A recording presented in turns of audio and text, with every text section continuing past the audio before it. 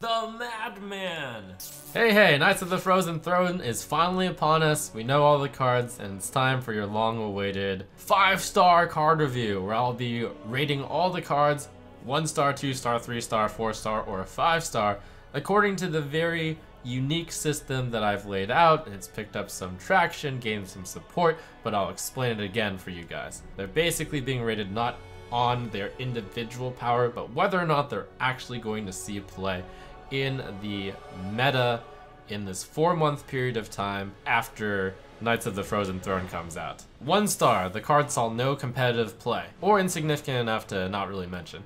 2-star, the card saw some amount of play for at least 1 week, and then ultimately it became unpopular. 3-star, the card is in a tier 3 deck, or is an occasional tech card switched in. 4-star, the card is in a tier 2 deck, or it defines a tier 3 deck, or it's in multiple tier 3 decks. And finally, 5-star, the card is in a tier 1 deck, or it defines a tier 2 deck, or it's just in multiple decks. This is the most objective way to rate these cards. How strong a card is should depend on how many times the card was played in the meta, and it's also a way for us to really objectively review the cards. So in 3 months you'll be able to watch my Trump Reviews video, where you're gonna be able to see how well or badly this review fared, and all the stars will be re-rated according to that system. And note, for the 2-star ratings, the first 2 weeks of the expansion don't count, whether or not the card saw play for a week and then stopped. Because during those first 2 weeks, everyone's experimenting with crazy things, and decks that might be viable in that period of time will ultimately not be viable at all. We'll begin with Druid of the Swarm. This is a really good choose 1 card because you want the 1/5 of Taunt early in the game, and you want the 1/2 of Poisonous late in the game. Token Druid will probably pick this up because the 2-mana 1/5 Taunt protects your Vicious Fledgling on turn 3. It's a beast, and it's a really tough target, so it's a great target for Mark of Yasharaj. So I rate this card 4 stars because I think Token Druid will be about a tier 2 deck in this next meta. Crypt Lord has a lot of health for being a 3-mana taunt, and it seems best suited towards Token Druid yet again, because as you summon more minions, you get more health, and Token Druid summons a bunch of minions. Also really good is Token Druid loves low attack minions because it buffs those low attack minions. So I'm rating this card 3 stars. I'm less certain that this card will be a mainstay in Token Druid than I am Druid of the Swarm. Tark Reaper will often come out ahead because of its defensive 3 attack power. Nash is a 1-star card because it's really terrible. Bite sees no play, Claw sees no play. It's really bad. Strong Shell Scavenger, 1-star card. In order for this card to get more value than it's worth, you would need to hit like 2 minions with it, and that's pretty tough to do. Fate Spinner, I rate it 1 star. Even though it is AoE for Druid and it's tough for Druid to get AoE, they could always run Abomination, and Abomination also had Taunt. This is a card that your opponents will generally know which death rattle you chose already. It should be obvious given your board state. Sometimes you can fake them out, and that's really cool. I think the card will see some experimentation before getting discarded for other cards. And I think just running this in Token Druid and choosing the +2/+2 option is also not good enough. Webweave, I rate 1 star. There was the developer comment where it used to be 4 mana. It was actually really insane, and I can actually see that. Raising it by 1 mana turns out to make it significantly less insane and probably too costly to play. Spreading Plague, I rate 4 stars. Druid always plays from behind. If you manage to summon 2 Scarabs, it's decent value. Summoning 3 Scarabs is insane value, and I think that summoning at least 3 Scarabs should be fairly easy to do between all the token Druids and token Shamans. A bunch of decks will get out a bunch of minions out on the board. Now, Fury and the Pestilent, I rate 5 stars, one of the strongest Death Knight cards. Because the entry effect is so strong, you basically get to choose whether to cast Webweave, a spell costed at 5 mana, or Spreading Plague on 2 minions, which was a spell that cost 5 mana as well. You got the armor to go with it, and you got the late game ability to either step up your attack or gain armor, which is really good depending on which matchup you are up against. Also, the Scarabs and the Poisonous are really good based on which matchup you're up against. You want one against aggro, you want one against control. You can ramp there pretty easily with Druid, and there are quite a few Druids which are going to ramp up and utilize Malfurion, I'd say, between Jade Druid, easy big, easy Druid, just generally anti-aggro Druid that ramps up and casts one of the next cards we're about to see, but not this one. This one is going to be pretty bad.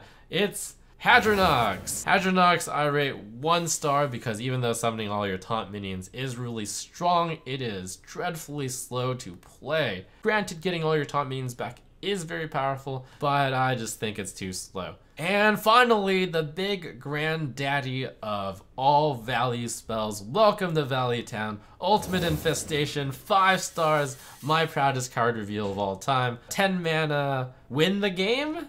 Not quite that simple, but it feels like it when you cast it, I think. Expect this to see play in Jade Druid, and Easy Big Easy Druid, and maybe some Druids which run a very big anti-aggro deck, and then, you know, it's running out of cards, and then at the end, you manage to cast Ultimate Infestation to refill your hand and just crush the aggro opponent, or get enough fuel to defeat your control opponent. Overall, it looks like Druids are getting some very exciting control tools as well as aggro tools. Now onto the Hunters. We start with this awesome puppy. He is playing dead even though he is completely seemingly alive, but he's actually undead, haha, and he's 1 stars. Turns out that this card doesn't really do much right now, but given the right death rattle minion that comes around with some very high value, I can see play dead being good eventually down the line, but for this 4-month period, probably not going to actually be a deck. Venom Strike Trap gets 1 star. It's very comparable to Snake Trap. Snake Trap doesn't see play. I don't expect Venom Strike to either. Toxic Arrow gets a 1 star, and also I'd like to shoot a Toxic Arrow at the Blizzard development person who decided that this card was strong enough to print. The bad news is they would become poisonous, and when they attacked me, I would die. Stitch Tracker is a 1-star card. I had to actually look around and see if I could build a Control Hunter deck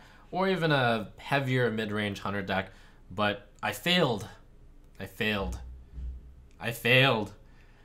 Stitch Tracker, in theory, can do some pretty awesome things like discovering Savannah Highmane, but when I tried to put it in a mid-range Hunter deck, I realized I was only going to discover Savannah Highmane about like 25 or 33% of the time due to the other minions in the deck. Hunter doesn't want to play a 3-mana 2/2 because it's by nature an aggressive deck. Someday, when the tools are around for Control Hunter, Stitch Tracker could be a serious contender because it's not easy dealing with 4 Savannah Highmane. Bear Shark, as awesome as you are, you get a 1 star. The 3-mana slot for Hunter is very oversaturated. Bear Shark does some things better than other cards. For example, it's more aggressive than Rat Pack against certain decks that use spells to control the board.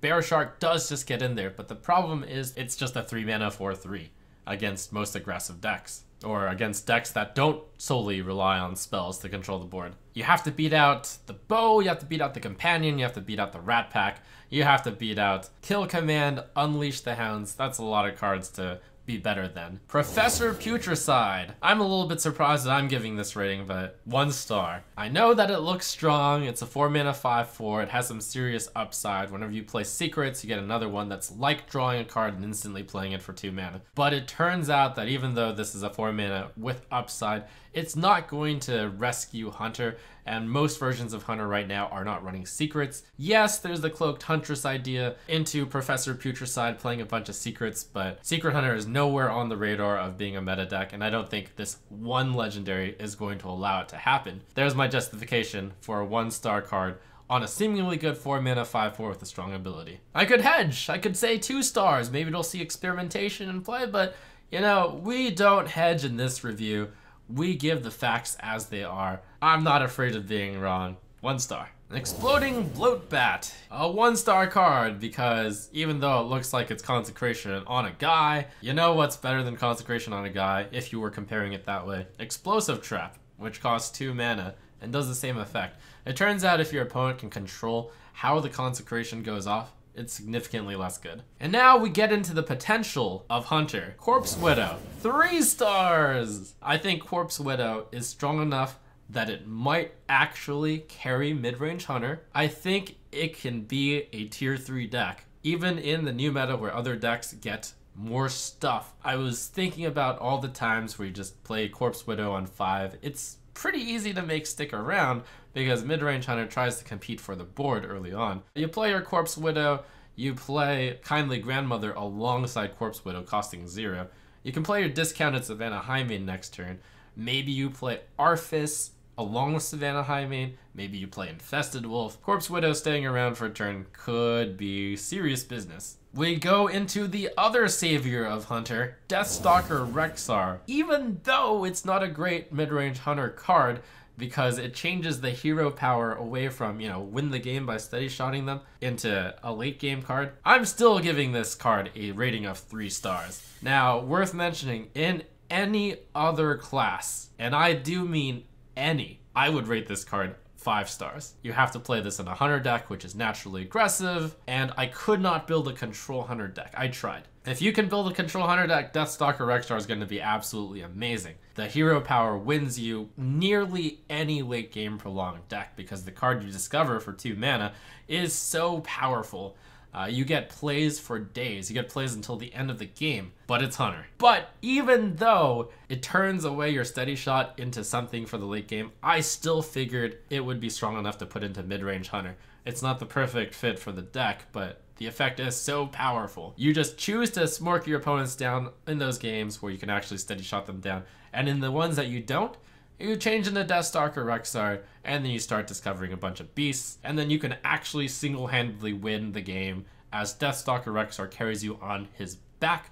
That's what I figure. The Battle Cry effect on Deathstalker Rexxar is really powerful. It comes into play with the Consecration and gives you 5 armor. Even that effect is just really good. And finally, we have Abominable Bowman to clean out the Hunters with a 1-star card. A lot of people have talked about how great this is with Savannah Highmane, and how great it is with N'Zoth, which can pull back your Savannah Highmane and the Abominable Bowman. That's partly right. Abominable Bowman is awesome if you can play it exactly the turn right after Savannah Highmane, but did you know that the Savannah Highmane also spawns 2 hyenas?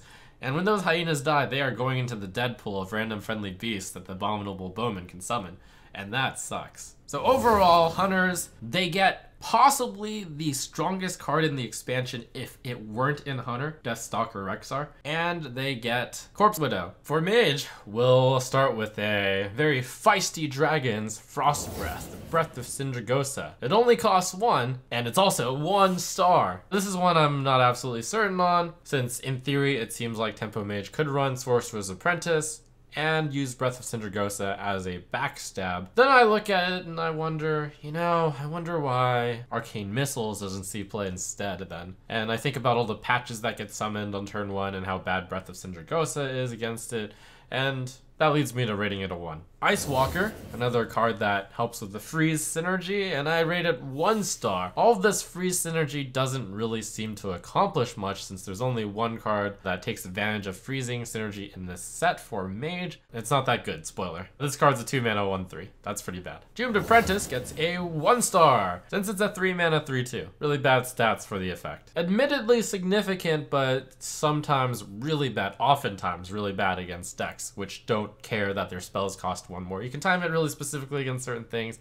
and you feel clever, but then their 2/1 swings into it and it dies. Cold Wraith, a 1-star card, even though it is a 3 mana 3/4 with upside. I don't think you can build a deck to enjoy the upside of Cold Wraith that often. Simulacrum, 2-star rating. I must admit that this card I don't think much of, but I haven't been playing much of Quest Mage, and I have been assured by Quest Mage Masters that apparently you put 1 copy of this card into your deck in order to more consistently copy your Sorcerer's Apprentice and possibly your Giants. And I'll just go ahead and believe them. Since I think this Exodia Mage will be not a very strong deck, this should probably be a 2-star card then. Frozen Clone, a card that many people have laughed at, I'm actually going to rate 3 stars. This card is compared by a lot of people to Mirror Entity. Mirror Entity immediately gets you the minion, whereas Frozen Clone only puts 2 copies of it in your hand. How can that be good for Secret Mage, which is a tempo deck? Well, it turns out that a lot of people check for Mirror Entity first with their minion. So they might check with their Firefly, with their Babbling Book, but whereas Mirror Entity would get you just a 1/2 or a 1/1, Frozen Clone turns those trash minions into really good cards in your hand. You now get 2 Fireflies in your hand, which you can spread out and like play a total of 4/8 worth of value off of, you can get 2 Babbling Books in your hand, which is an absolutely incredible deal. So I think it's going to be a secret that will cycle in and out of use in Secret Mage. Maybe even less popular than Mirror Entity, but I just think in a really good deck of Secret Mage, it will see play, occasionally. Ghastly Conjurer, timid looking 4-mana 2/6. I rate 4 stars. Any card with a tame effect, even add Mirror Image into your hand, could be good enough if you add enough health to it. Compared to Gnomish Inventor, it has 2 more health and you get a pretty legitimate spell to go with it. It isn't exactly a card to write home about, but it's significant enough to nearly be a card. Really good in Quest Mage, but possibly good enough to even run in all sorts of other mages. Control mages, Secret Mage even doesn't have that many 4-drops other than Fireball, so not many proactive 4-drops. I expect quite a few different mage decks to have the ability to support this card. Sindragosa. As great as this dragon is, unfortunately, the bigger they are, the more 1-star they fall. Yes, you can kill the champions with the hero power. Yes, you can even kill the champions with your Frostlich Jaina improved hero power. I just think that's impractical and too slow, won't see play. I theory crafted a Glacial Mysteries deck, and it was looking very promising to pull 15 mana worth of secrets until I realized the reason why I'm going to rate it a 1-star card. Because it turns out that if you just play a weak minion and a weak spell, it actually counters all of the secrets. Almost all of them. And then you're really sad. Turns out that even though the mage secrets do cost 2 mana more than the paladin secrets, because of the redundancy in how they deal specifically with spells and with minions, having a bunch of them out doesn't really accomplish that much. That was a surprise to me finding that out, because originally I thought Glacial Mysteries had some potential. And finally, we have the Queen, Frostlich Jaina. Really good with a elemental deck, because all elementals get lifesteal. Potential even in a non-elemental deck due to the very powerful hero power. So I'm going to give this card 2 stars. I don't think Frostlich Jaina is powerful enough to put into a control mage deck. I'm not even sure that control mage will be that powerful in the next rotation. Frostlich Jaina doesn't fit into freeze mage, obviously, doesn't fit into secret mage, too slow. So I posit that the only real place for Frostlich Jaina is the elemental mage. And yet, I think that Elemental Mage might just work. Ability to immediately have all your elementals have life, steal, and to summon an elemental while you're going for it. And the problem with Elemental Mage was the lack of late game. One of the problems. Frostlich Jaina allows for a really sick late game. Will be tried out and will be found to not be actually that good. But there's a chance that it will actually be great. All in all, Mage gets a few toys for each of its archetypes, with the potential for Elemental Mage actually becoming a thing. One of the best 1-drops we've seen in a while, Righteous Protector, gets 5 stars. It turns out when you discount any card that was almost good, a Neutron, by 1 mana and all you cut is 1 health off of it, that is a really good card. Some people have said this is a nerf to Stonehill Defender, but it's actually not, because often in Stonehill Defender, you're not just looking for the big endgame legendaries. Against aggro, I suspect that this will often be the right choice. Expected to be used in Aggro Paladin, which is currently a top deck already, and there's a host of other aggro decks from Paladin that could run it, of the Murloc variety and Aggro Paladin of the Man variety, and Buff Paladin also, if that's a deck. Probably a bit too insignificant of a card for Control Paladin to run though. Desperate Stand, 1 star. You compare this card to Ancestral Spirit and it looks so much worse, and it is, but it is valid in Paladin just because Paladins have Divine Shield. The main problem is it's not quite worth 2 mana. Dark Conviction, 3 stars. This card is probably not going to see play in a controlled paladin or even a mid-range paladin. But what's really powerful is playing this card on curve right after Righteous Protector or your Argent Squire. +2/+2 charge is actually pretty good. And even better than that, you're playing it on a minion with Divine Shield. And it has some utility in being able to kill big minions, or reduce them down to size, as it were. While the Aggro Paladin archetype isn't quite running 2 Argent Squire and 2 Righteous Protector yet, I feel like that archetype might come about, in which case Dark Conviction might see play in it. I feel like that deck might be good, which is enough to warrant the 3-star rating from me. By the way, Quest Paladin is still not a thing. Howling Commander, 1-star card. While a 3-mana 2/2 draw a card, draw one of the better cards in your deck arguably because of Divine Shield, is pretty decent. And it turns out Paladin just has something so much better in Stonehill Defender, and you can't really fit both. Chillblade Champion gets a very surprising 3-star rating from me. I think the card is weak, but it gets a 3-star rating solely for the purpose of activating the lifesteal effect on Corpse Taker, because I feel like Corpse Taker decks might be a really big impact on Paladin of midrange and control. This card granting the lifesteal to the Corpse Taker makes it an integral part of the deck. Of all the lifesteal cards, this one seems the least bad, and while Wicker Flame does activate your Corpse Taker and is much better, you only have one Wicker Flame in your deck. This is good for redundancy. Arrogant Crusader, 3-star rating from me. This is going to be part of that puzzle between Dark Conviction, Righteous Protector, Argent Squire, which might create another Paladin aggro archetype other than the Murloc version. It's untested and it's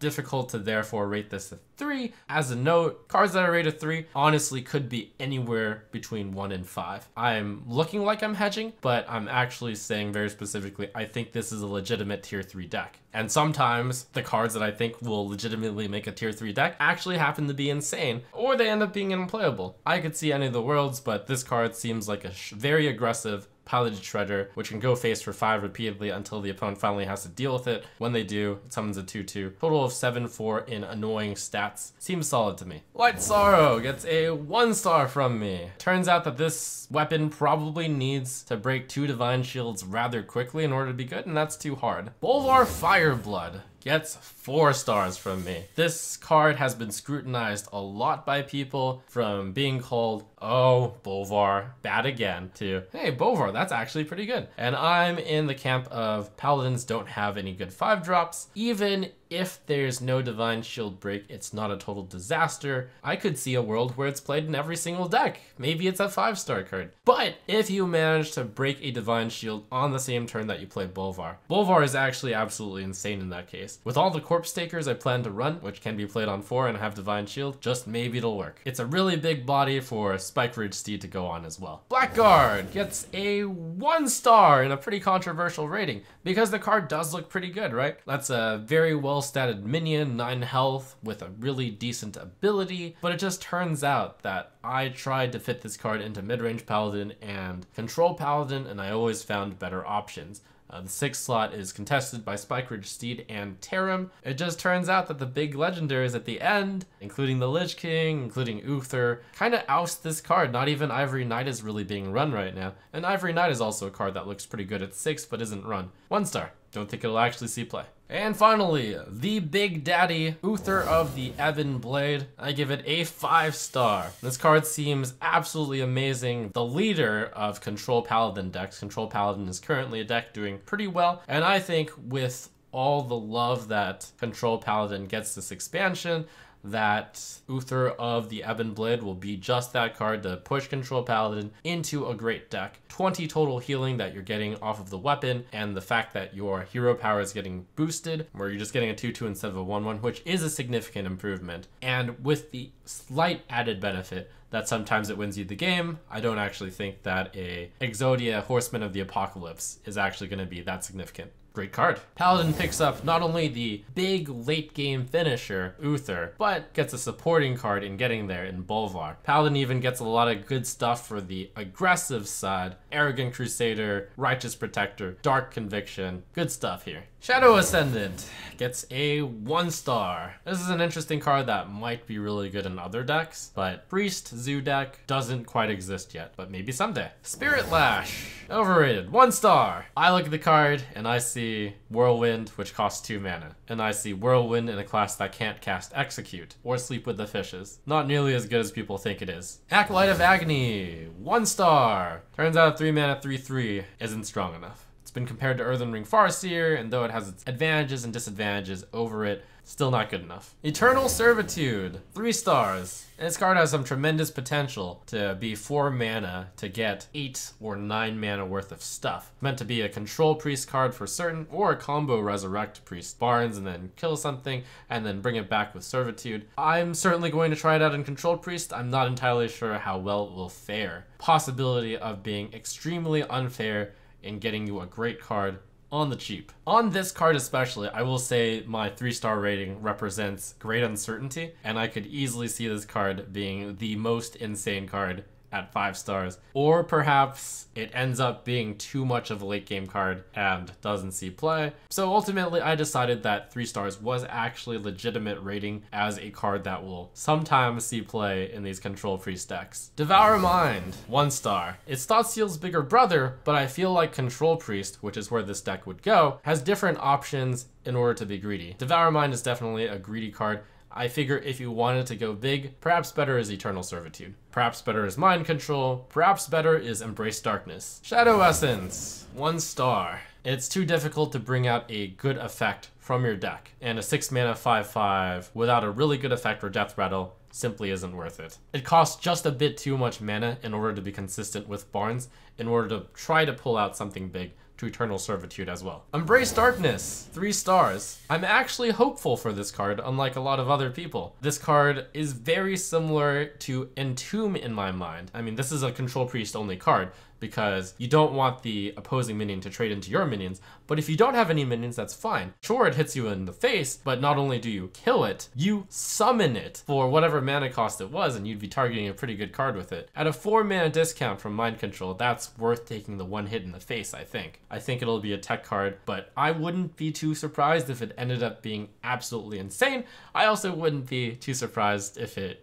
became useless. Archbishop Benedictus, 1 star, because turns out the really cool effect doesn't really accomplish that much. It makes you be able to out-fatigue everyone, but that's not enough to justify a 7 mana 4/6. Shadow Reaper Anduin, 4 stars. I think that the Battle Cry ability is basically 1 Shadow Word Death most of the time, but sometimes, and I'm not entirely sure most of the time, maybe most of the time you can actually get it to hit 2 guys, in which case it's absolutely brilliant. And you also get the Shadow Form bonus at the end. You know, slightly better than Shadow Form, but I figure too much work in using the Rapid Fire. Yes, the card would be really good in a Kazakis Raza deck. The question is it worth sacrificing all that consistency in order to pull that off? We'll see. I think it's a great control priest card though. Obsidian Statue, controversial rating. I'm rating it a 2 star, and I was going to rate this a 1 star card, but I looked at my own rating system and I was like, okay, I think this card is the type of card that will see play in Control Priest. It will be successful for some time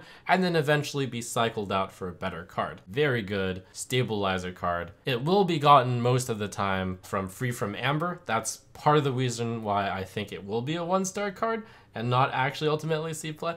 But if it sees play for a little bit and then stops seeing play, 2 star is more accurate. Take this as I certainly don't think the card is good, but I think it has some possibilities. Seems like Control Priest is getting a lot of options. Yeah, that's it. What else is there to say? Bleaching Poison, 1 star. Someday, maybe it's possible that Rogue gets this big durability weapon, which makes a lot of these cards great. With this expansion, I believe is not that day. Doomerang, 1 star. In theory works pretty well. 1 mana, deal, 3 damage with the Shadowblade. 1 mana and then draw a card, but you're losing the card that was on the board. Like, that's a card too. It's kind of like the idea of when you bounce one of your cards with a panda, that's not drawing a card. Doomerang manages to activate your weapon's lifesteal and your poisonous if you have those. I still don't think this weapon buffing rogue is a thing yet. Too soon. Roll the Bones, 1 star. Doing the math, it looks like if you can get at least 14 Death Rattles in your deck, it starts to look really, really good, drawing on average 2 cards. But ultimately, it seems like a deck in which you can put that many Death Rattles in your deck doesn't currently exist. At least I couldn't find one. Plague Scientist, 1 star. I don't see this minion-based with a low attack minion possibly holding out on the board being Rogue's specialty quite yet. For everything else, there's Vile Spine Slayer. If you thought the previous ones were controversial, Shadowblade being a 1 star will really freak you out. So this is the card that most people point to Rallying Blade from the Paladin and are like, whoa, 3 mana 3/2 weapon with an upside that's huge. But Paladin is forced to run a 3-mana fast card, whereas Rogue has had many options for a long time. Backstab, they have SI7 Agent, which is kind of like Shadowblade in that it deals 2 damage without taking damage to yourself. They have Shadow Strike, which isn't even run. They've had Perdition's Blade in forever, which has the potential to take out 3 minions. It has Deadly Poison, which is a card that hasn't seen play in a while. Yes, you don't take the damage for a turn, but what does that really save you? 3 health, 4 health, 5 health, something like that. I don't think the Shadowblade Doomerang dream is there yet. I couldn't find a way to put it into my Miracle Rogue. Runeforge Haunter, 1 star. Seems like you'd run Captain Greenskin if you wanted to skip a durability. None of the weapons are really worth it that much in order to run a 4-mana 5/3. Lillian Voss, 3 stars. The downsides of Lillian Voss and why you wouldn't play it in Miracle Rogue are that you do want to have your backstab, your preparation, your hallucination, your counterfeit coin. You do want those for gul'dan Auctioneer. They all redraw a card on them. But the idea with Lillian Voss for me is that her stats are good enough. Sometimes in those games where you don't draw gul'dan Auctioneer and you have that hand of useless cards, you can just toss those all out for better cards if your hallucination happens to get something bad or whatnot. And more importantly, Razor Petal turns from a 1-mana deal 1 damage trash into random spell treasure. Sure, you can toss that with gul'dan Auctioneer, but again, sometimes you don't have the Auctioneer. And also, you can play Lillian Voss after your Auctioneer turn, after the Auctioneer has died, and you don't want to draw that many cards anymore, and your cards are in the late game not that good. You have those 0-mana cost cards. Toss them away with Lillian Voss, have them become brand new ones. On a 4-mana 4/5 with potential huge upside, sign me up. Still, I've only rated it 3 stars because I think it's a tech card. I'm not entirely sure if it'll even see play at all. Granted, it is pretty situational, and when you have that gul'dan Auctioneer and those cheap spells, you certainly aren't playing Lillian Voss on 4. Bone Baron, 1 star. I don't see this mid-range rogue running a value card to be a deck yet. Such a deck would quite possibly be the one that is also featuring all these weapon buffing synergies. I don't think that this weapon buffing synergy deck is quite there yet. Spectral Pillager, 1 star, and it just manages to baffle me. If you wanted to kill a minion, just go ahead and play Vilespine Slayer. If you want to deal damage to the face, it doesn't feel like you would be able to play that many cards and then Spectral Pillager. And finally, Valeera the Hollow. She has earned enough of my respect to call her a 5-star card, and that is a surprise to me because my original rating for her when she first came out was a 1-star card. I thought that when you're playing this Miracle Rogue deck, which is what I believe the card will exactly fit into, and I think Miracle Rogue will be a great deck, you're basically doing nothing for turn 9, right? But what I didn't realize is while you're doing nothing, your opponent is also doing nothing. If you get to turn 9, granted you have to get to turn 9, and both you and your opponent do nothing as a card, and then in your future turns become so much better, then that's fantastic. Furthermore, you certainly can do more than nothing on turn 9. You play your Arcane Giant for 0 mana, you get an Arcane Giant, and then you play another Arcane Giant. That's developing 16/16 on the board and getting a free 8/8 of value. Right after you play that turn, you can play Vanish, you can play another Arcane Giant, get another copy of Arcane Giant, play that Arcane Giant. You may argue, why not just play Vanish? Why not skip the middle woman of Valeera? It's because your hero power just becomes so much better for the end of the game, basically getting an extra card each turn. I see Valeera as potentially being the card that is a breakout hit wonder. This might be the card that gets me into Miracle Rogue. So Rogue ultimately gets a bunch of cards to set up for the future, or maybe the deck already exists where you have all this weapon synergy and you combine to make the super mega awesome weapon and you doomerang the weapon back into your hand. It goes back to its base power and then you can replay it, but I don't really see that happening. Perhaps more importantly, Miracle Rogue got 2 toys with Valeera and Voss. Burlock, 1-star card. People keep trying to insist that the Murloc tag makes it that much better than Glacial Shard, even though this card costs 1 more mana and only has 1 more health. You can even get it with Ice Fishing, you argue. But I think the card sucks so much that you don't even want to draw this card with Ice Fishing. Which brings us to Ice Fishing, 2 stars. The only reason why I'm giving Ice Fishing 2 stars is because 2 mana draw 2 cards is ridiculously good, and I feel like just because of this card alone, it is possible that Quest Shaman might actually be a contender. Water Shaman typically only runs Curator, 2 War Leaders, and 2 Bluegill Warriors, and it turns out that fishing for the Finja, which fishes the other cards from, it's just pretty difficult. Cryostasis, 1 star. While 2 mana for +3/+3 is pretty good, and I imagine that's mostly how you use it to be played on one of your taunts, the downside of potentially getting hard removed, losing the 2 for 1, feels a bit too painful for me. And even in that case, it's just 2 mana for 3/3 basically. Which is good, it's just that it's forced to combine into one of your big cards. Drakari Defender, 1 star. That is a lot of overload. Compared to Feral Spirit, that's another 1 mana overload for 2 extra health, but the Feral Spirits are divided in a way that's better. Feral Spirit isn't even run right now. And compared to the 4 mana 7/7, this card has 10 stats, Faceless is 14 stats. That's rough for Defender. Icebreaker, 1 star, and that's unfortunate for the rest of the Shaman cards, which freeze things because this is kind of the big enabler of freeze. It makes freeze become like actual killing. I just think that this is not good enough with all the other freeze cards in order to work. Not yet, Freeze Shaman. Avalanche, 1 star. Consider how bad it is to cast Avalanche when there's only 1 minion. And then consider how pretty bad it is to cast Avalanche when there's only 2 minions. And I think Avalanche, you arrive at the fact that it's not actually that good, even though it looks like it could be kind of meteorish. Just run Lightning Storm, just run Volcano instead, just run Maelstrom Portal, I'd say. Voodoo Hexer, 2 stars. This is a card that I'm actually giving a 2-star rating, even though I could not quite build a deck to put it in. You know, I try not to do this to look at an individual card which looks powerful and just say, based on the power level, we'll, you know, raise the rating on it. But I have no doubt that someone out there is going to be able to put this card into a mid-range Shaman or a control Shaman, which feels like where it should be, but surprisingly, even though I, you know, built the decks myself and couldn't fit it in there, someone will probably be able to do that. So I give it a 2-star rating in the sense that I feel like it's good enough to try, but might not stick around, but will stick around for a little bit. Maybe it ends up being one of the best Shaman cards in the set. I mean, it's Ally Armorsmith, except quite possibly better. And Ally Armorsmith is pretty good. Thrall Deathseer. Unlike the Voodoo Hexer, I am rating this card 1 star, because I did try pretty hard to put this card into decks. People look at Evolve Shaman, and they're like, oh, of course you put in Thrall Deathseer, right? That basically is the name of Evolve Shaman, evolve all your stuff.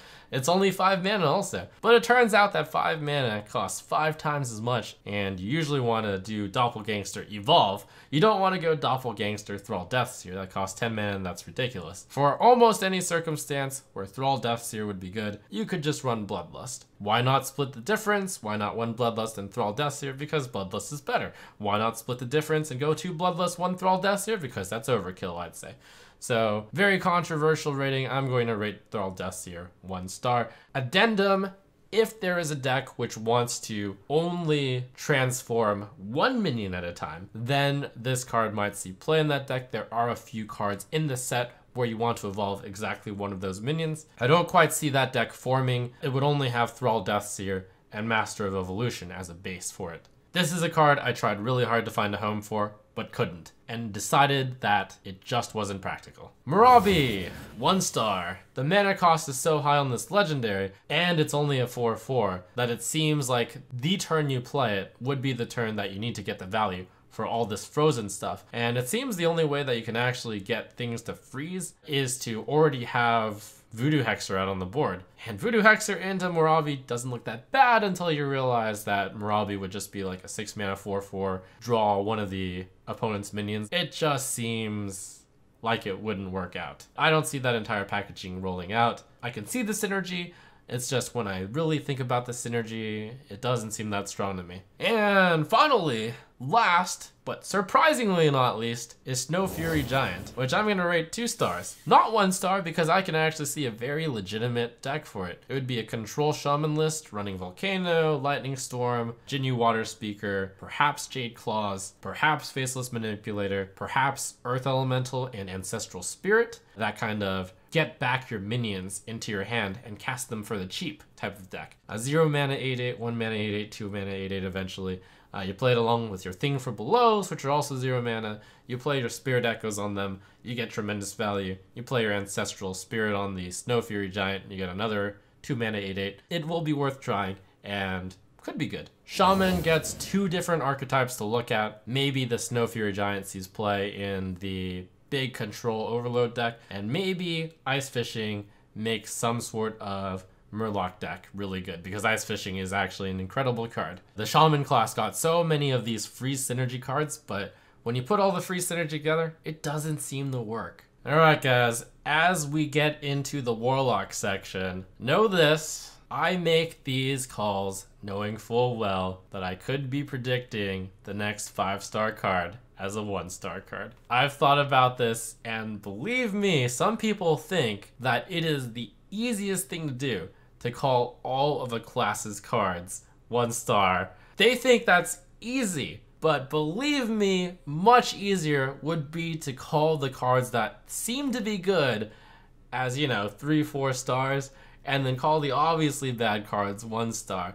It is much harder to call all of these cards 1-star. So I just wanted to get that out there. Now let's begin the Warlock section. Queen Reveler, 1-star. The highest potential of this card is to activate the eggs in Zoo. I don't actually think that's that valuable. If you're killing a 1-1, then all you're really gaining is 1-1 in stats, and it's basically a 2-2. Doesn't make Zoo great. Gnome Ferratu, 1-star. We had to do a huge lecture on why removing the top card of your opponent's deck isn't actually impactful at all in most games. I think the most succinct way of saying it is pretend that the text says remove the bottom card of your opponent's deck. Note though that that still gives you information and still is sometimes useful, so it is better than River Crocolisk, but it's not by much, I'd say. Drain Soul. Now this card is good in Control Warlock. Warlock is currently a massive underdog. Right now Hearthstone basically has 7 classes, maybe 8 if you include Hunter. Warlock really needed to get some pretty amazing stuff in order to join the class system here. This card looks great, right? Does what Warlock wants to do, actually have a 2-mana answer on turn 2, and even get a slight bonus. I have talked up this card a lot, and it's time to rate the card 1-star, because I don't believe that with the tools that Warlock was presented, that Warlock will actually see play. I don't even think it's going to enter a tier 3 deck still. For this specific card, I will say that I originally considered it 3-star or 4-star. It's certainly like a good staple in Control Warlock, I'd say, but 1-star because Warlock won't see play. And now we enter Defile. So Defile 1-star. Defile looks like it could be a 2-mana clear the board. I actually think that people are dreaming a little bit too much about that. It's probably not quite that good, but it is certainly a great card. In a world where Warlock sees play, probably a 5-star card, but in the Warlock does not see play world, 1-star. This is one of the best cards for Warlock control, but I'm not seeing it happening. And I will play this card, I will try it out. Maybe it turns out that it makes Handlock great. Maybe it turns out that Control Warlock becomes great. Maybe with the Death Knight, it makes some kind of deck. Maybe. I go with my best guess, and that's 1-star. Now we go to the easy parts. Howl Fiend, 1-star, because it's has the potential to discard a bunch of cards, and discard Warlock isn't good. The discard version of Zoo has not actually ended up being good, and this will not make it good. Unwilling Sacrifice, 1-star, because it turns out that a Deadly Shot isn't that great a card, and you have to sacrifice a minion with it. Initially, when I reviewed the card, I was like, maybe there are some cards that you really want to kill on your own side. Turns out there are not. Treachery, 1-star. While it is a very good combo of Doomsayer, I don't think there's enough support for this Control Warlock yet. And Treachery, Defile, Drain Soul, Blood Reaver, that's all tools for the Warlock, but I still don't think that's enough. I mean, even if Control Warlock were a thing, maybe Treachery doesn't see play because it can combo only with exactly Doomsayer. I don't think it would run any other card that you'd want to give to your opponent in Control Warlock. And yes, there are the memes of Treachery, Howl Fiend, Spreading Madness, but I don't believe that'll actually be a thing. Despicable Dreadlord. Now this took a lot of thought. Looks incredible. Yeti, stats, Arcane Explosion your opponent every single turn. We're going to give it 2 stars because I think if there is any card that makes it into Warlock, it'll be Despicable Dreadlord. I see some potential for this card in both the Zeus side and the Control Warlock side. Ultimately, it will probably turn out that Warlock isn't good enough, but know that I've earmarked this card as possibly the card to watch for in Warlock. Blood Queen Lanethel, 1 star. As much as Kibler would like to defend this card will not carry the discard Warlock. It won't work out. And finally, the big man, Bloodreaver Gul'dan, one of the best hero power changes in the game. Battlecry could potentially be really big. I built a deck with it. Potential, lots of value. 1 star. Why? Because I just don't think that entire deck comes together and is that much better, if at all, than any other deck out there. There's so many better control options. So Warlock gets a lot of good cards. Despicable Dreadlord is great, Defile is great, Drain Soul is great, even Blood Queen Lanethel was pretty good, actually. It's just that I don't see those cards being enough of an impact to make either of the archetypes of Zoo or Control Warlock or even Handlock being pushed over the top. Could easily be wrong, and I've noted the cards that would be good if this class actually saw play, so you get the best of both worlds. By the way, my favorite class is Warlock. Warrior gets a bit more of development on a mechanic in Animated Berserker. Enables your minions which want damage dealt to them. Yet, I still think this is a 1-star card because I don't think the support and the synergy is quite there yet. In other words, I don't think this berserking deck is going to come together. If you wanted to build a Tempo Warrior deck, it would probably get crushed by Pirate Warrior. Forge of Souls, 5 stars, and I'm going to give it a 5-star asterisk. It's going to be very common to run exactly 1 copy of this card in your deck, but that doesn't mean that it's not 5 stars because it's still an insane card. 2 mana, draw 2 cards is absolutely incredible. Yes, it draws 2 weapons. You can't usually use both at the same time, but the warrior class is defined by the weapons as a major power play. You really want those cards. As second player, you can coin Forge of Souls, you get the Fiery War Axe in your hand like way more of the time. I think most likely to be played in Taunt Warrior and Control Warrior. Dead Man's Hand, 1 star. This one's controversial and will also have a lot of people agreeing with me, so let me just say that I understand both sides. So there are 2 ways to play this card. First method is to go all out Dead Man's Hand. You run 2 copies of this card in your deck, play Dead Man's Hand while you have a copy of Dead Man's Hand in your hand, and you literally go infinite with your deck. This is for those dreamers out there who believe that you can take the game to 50 turns and to super fatigue, basically. I think that it's too dangerous to run 2 copies of a card which do nothing for you other than enable you to go into super fatigue, which leads you to the other way of using Dead Man's Hand, which is run a 1 copy of in your deck. This lets you out fatigue most decks very practically. I just think that it's not worth running a card in your deck just specifically for the purposes of out fatiguing someone. Kind of similar to the idea of running specific tech cards like Eater of Secrets. Probably just generally not good enough. And on the 2 Dead Man's Hand front, there's also another way to use it. You can actually run a very heavy cycle deck. You draw so many cards with Battle Rage that you need to Dead Man's Hand in order to be able to draw more cards. Play those Arcane Giants for 0. Blood Warriors or something like that. I don't think that's practical enough either. I don't deny that there's the possibility that a Fatigue Warrior build comes around, but I see the likelihood as not very high. Bring It On! 1-star card. So Ironhide saw absolutely no play. Bring It On is 2 Ironhides, and I respect that when you combine 2 cards and package them together, that the mana cost should go up. But it comes with a drawback. And some people mentioned the drawback isn't anything because you can just sleep with the fish is everything. You can brawl everything. You can execute stuff. But it turns out it is a drawback. I'm not even sure it would see play at 2 mana, gain 10 armor. I even considered the fact that the Warrior Death Knight cannot armor up anymore. And maybe you want the armor gain. No. Armor Smith, Shield Block should be enough. Valkyr Soul Claimer. It's another one of those warrior cards that wants to have damage dealt to itself. Unfortunately, the stat line is just too weak. 1-star card. Mountain Fire Armor. 3 mana, 4/3. 1-star card. It's one of those cards that you're just going to keep hitting the face with because you want to get that Death Rattle effect off, but it turns out that aggressive decks don't value 6 armor at all, most of the time. And if you're playing a Control Warrior class, you're eventually going to be forced to trade, and it's just going to be a 3 mana, 4/3. Bloodrazor, 5-star card. With the Bloodrazor, along with the Fire War Axe, that's part of what makes Forge of Souls great, because Warrior has 4 great weapons, at minimum. Bloodrazor is 2 swipes, 1 card. And even better than swipe, it's swipe that actually happens to hit your own stuff. and draw you cards with Acolyte of Pain, gain you armor with Armor Smith. It's good stuff. Death Revenant, 1 star. They really made cards which value getting your minions damaged, but made the cards so unpowerful, so weak, that it's not even really worth considering. Like, this card is worse than Frostwolf Warlord, typically. In order for this card to be average, there needs to be 3 damaged minions on the board, and that alone is already tough. Rotface, 2-star card. With Blood Razor, your Rotface is almost always going to be able to be played on 8 if you have it. Rotface could end up being really good. I see it as a card that is tried out in Control Warrior and phased out in favor for Grommash, though. You know, you can say you can play both Rotface and Grommash. You'll find pretty quickly, though, that it's difficult to include every single one of these cards, and also the Lich King.